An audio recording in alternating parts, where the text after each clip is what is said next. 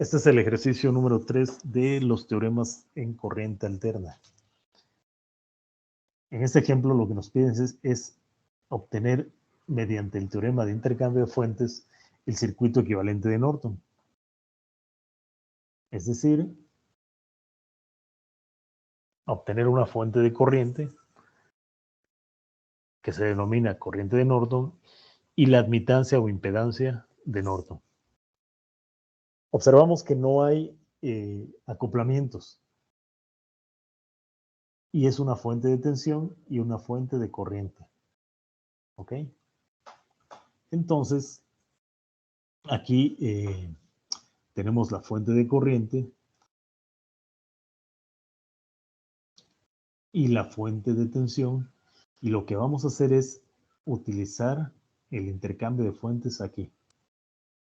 Una vez que utilizamos ese intercambio de fuentes, lo vamos a convertir a esto que se indica aquí.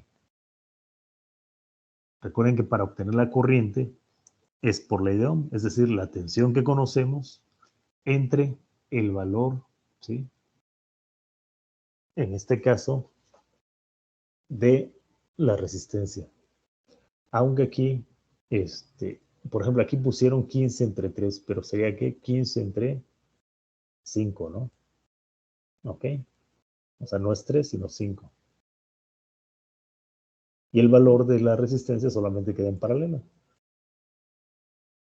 Entonces la fuente vale esto. Aquí se hizo el intercambio y lo tenemos de esta manera. ¿Sí? Bueno, una vez que ya tenemos el intercambio, lo que se puede hacer ahora es reducir estos elementos que están en paralelo, es decir, el resistor de 5 ohms en paralelo con la rama de 6 y 4J. ¿Sí? Entonces, por eso se obtiene el total. Una vez que ya tenemos esto, observen que las fuentes se pueden sumar.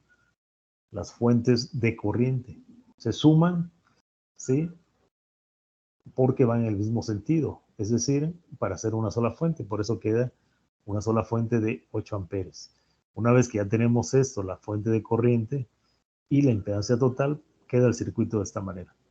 ¿Sí?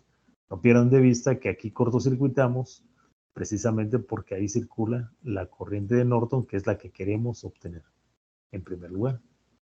Entonces, esta sería, ¿no?, la corriente de Norton, ¿sí? ¿Y cómo la obtenemos? Bueno, ya tenemos entonces un circuito, ¿sí?, que podemos utilizar un divisor de corriente, puesto que esta corriente de 8 amperes se divide en la impedancia total, una parte para acá y otra parte hacia acá. ¿Ok? Entonces, vamos a utilizar el divisor de corriente para dos elementos en paralelo, es decir, 8 amperes por la impedancia total, puesto que es contraria al valor de la impedancia donde queremos saber la corriente, ¿sí?, en este caso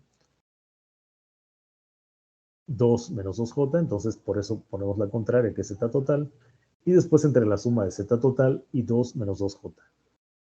Haciendo operaciones tenemos que la corriente de Norton me da este valor.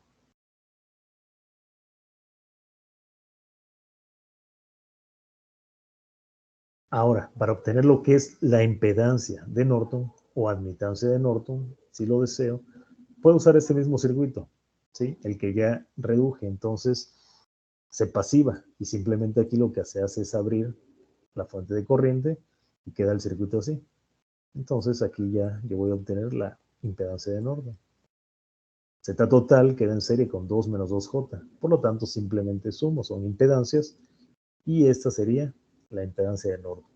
Una vez que ya tengo admitancia de Norton, que ya tengo corriente de Norton y la admitancia de Norton, pues armo mi circuito equivalente.